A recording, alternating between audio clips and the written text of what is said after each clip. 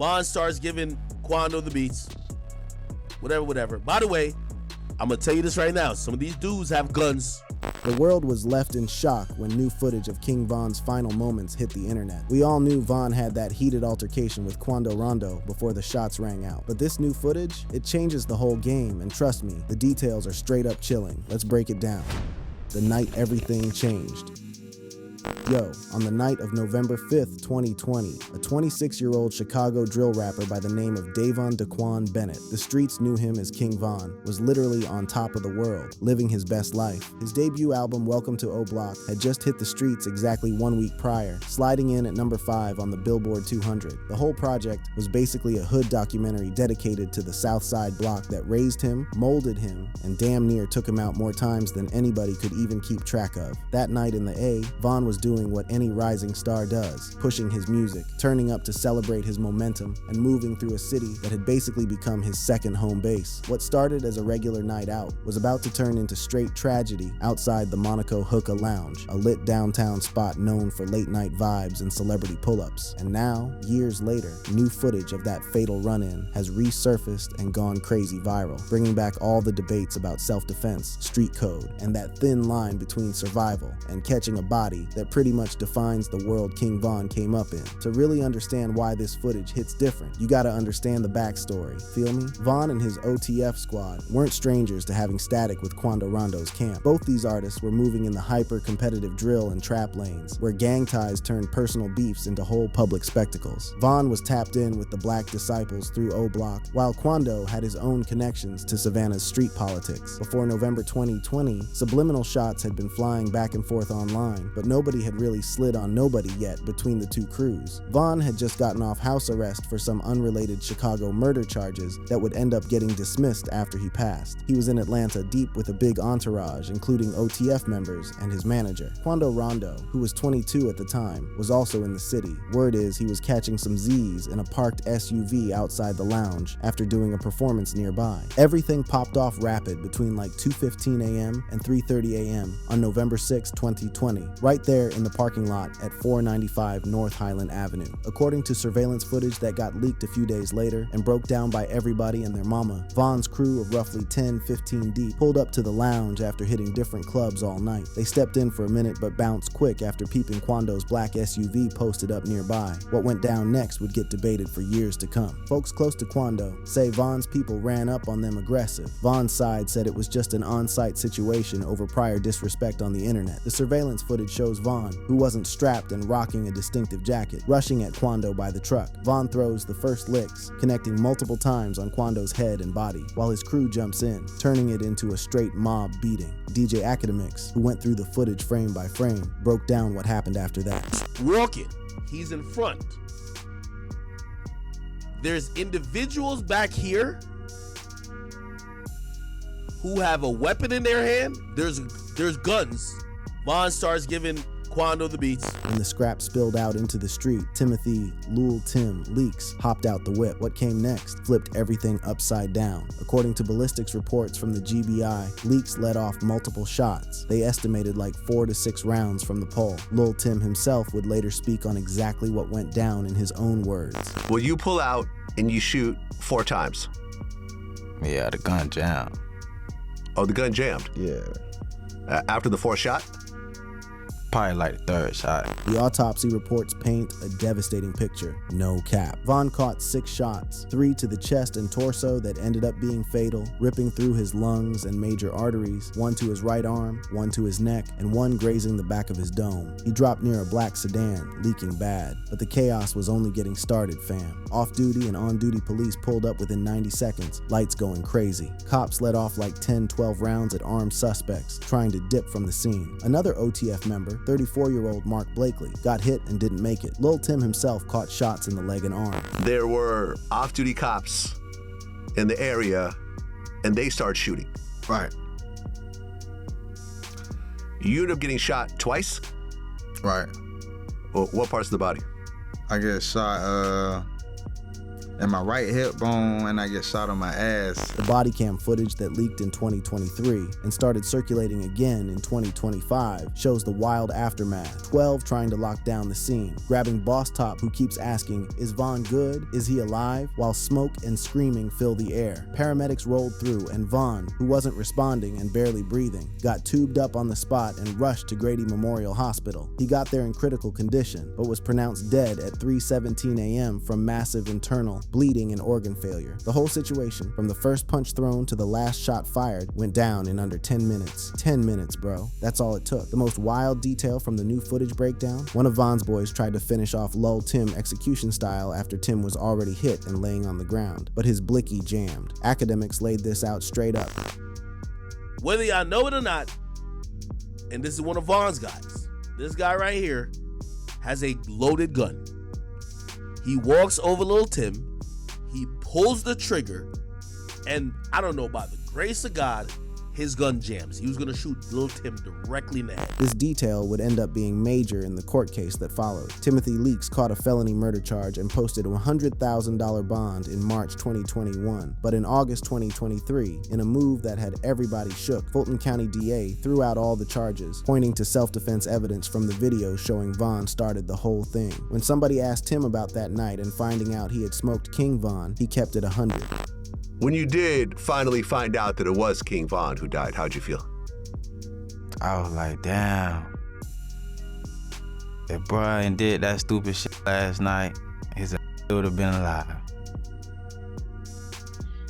That's how I was. But I was like, shit, a nigga ain't no the type person I am. Like, I'm a humble person. I ain't no disrespectful shit to like his mama saying f him and shit like that. Cause I could easily get on that type of stuff and be clout chasing type shit. Like, I ain't on that type shit. I'm a humble person, but it's like, at the end of the day, if they ain't never popped that shit off, that shit would have never happened like that. To really grasp the weight of what got lost that November night, you gotta understand who King Von was before the world even knew his government name, and what circumstances shaped him into both the artist and the street dude whose life got cut short on that Atlanta concrete. The rise and fall of a storyteller.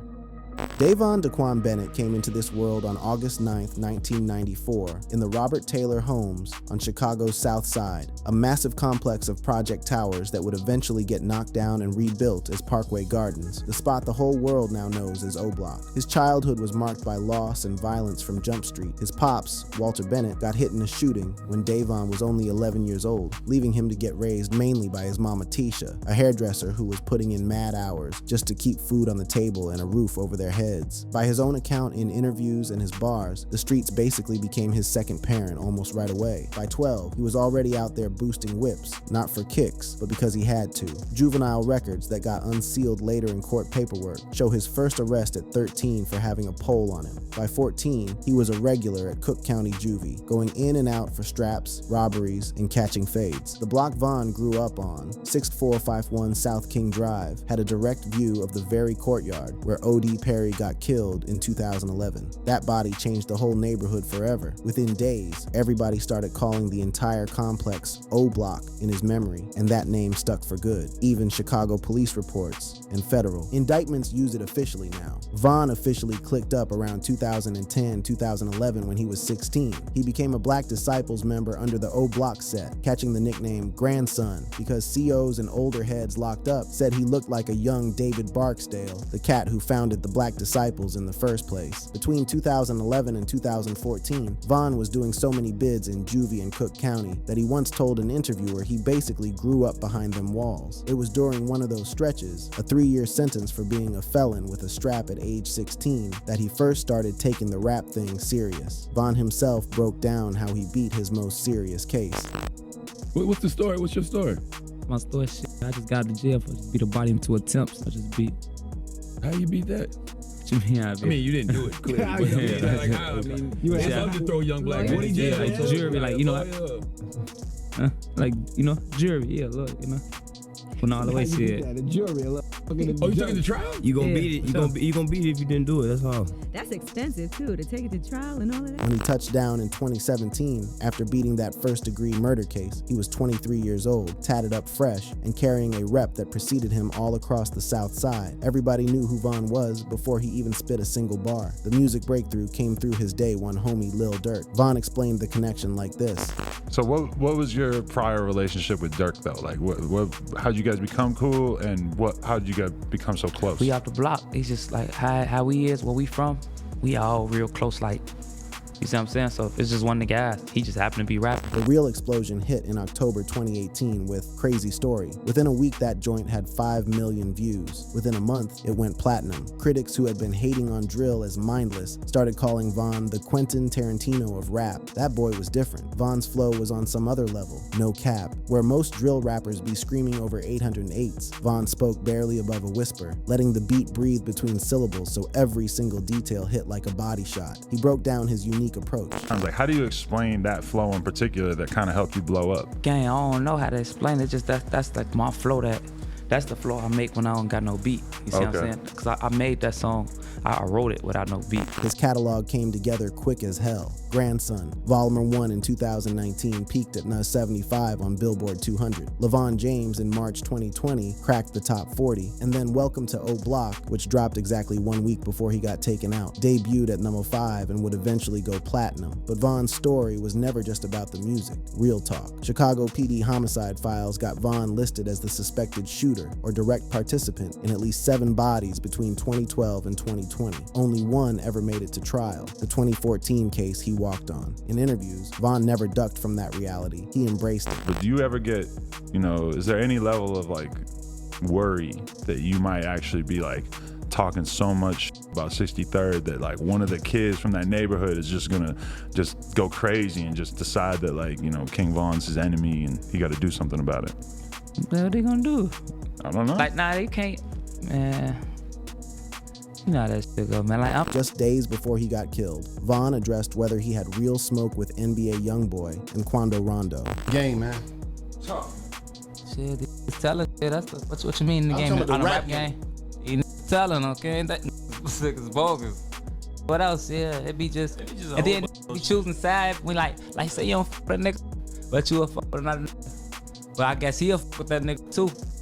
Harder than he fuck with you, so like leave that gangster shit alone. Like the rappers, you don't even gotta bring me no gangster shit. Like I know you ain't gotta jump out there, try to kick with me on no gangster shit at all. You ain't gotta tell me about nobody you killed, none of that shit. Don't come to me and don't jump out there because I don't wanna hear it. NLE Choppa, who was tight with Von, gave his own perspective on who Von really was as a person. So I'm a piggyback off this, bro. At the end of the day, King Von, that was my brother, bro. Like King Von, like he was like a brother. He was the realest person I had in the industry, like as far industry wise. When he used to be on house arrest and I used to hit him, bro, I was coming to him. Like when I used to get to Atlanta, yo, I need some pipes, I need some sticks out here, whatever. I'm coming to him, to his house. Oh, he a real stand-up dude. And it was just unfortunate how shit happened. Like he came to a person as a man, wanted to fight. He didn't come, bro. Cuz was a fuck, bro. He was dead, bro. If he wanted you out of there, he'll go do it himself on feet by himself. He was dead, but he chose one night, you know what I'm saying, to think shit was gonna be fair and got blowed down. Von left behind 3 kids when he passed. His total catalog has now racked up 9x platinum plaques across singles, over 6 billion streams, and every major project has either debuted top 15 or went certified. What's even crazier is he did all that with 0 radio play and 0 mainstream features outside the Chicago-New York drill circuit. That's organic heat right there. Meanwhile, King Von's death didn't stop the violence. Nah, if anything, it threw gasoline on a fire that was already burning hot as hell. The aftermath and the beef that won't die.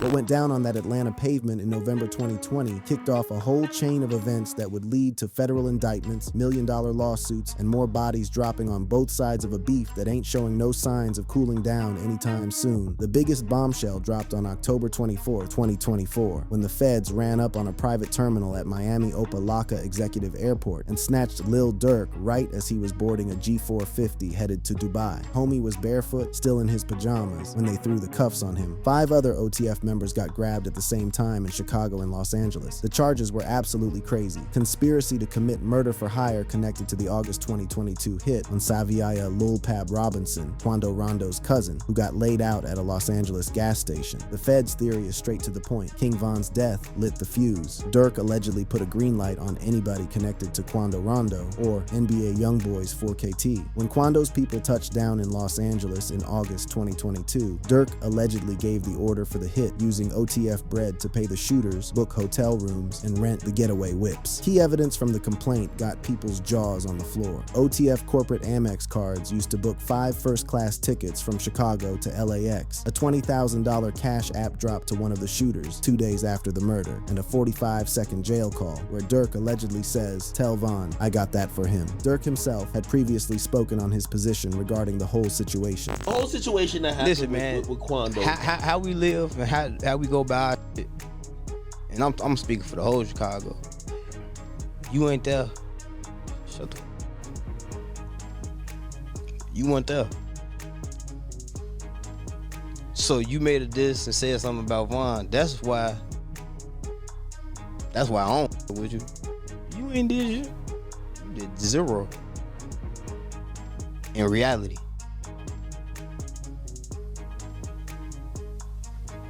It just happened the way it happened. Like it didn't have nothing to do with age and none of that shit.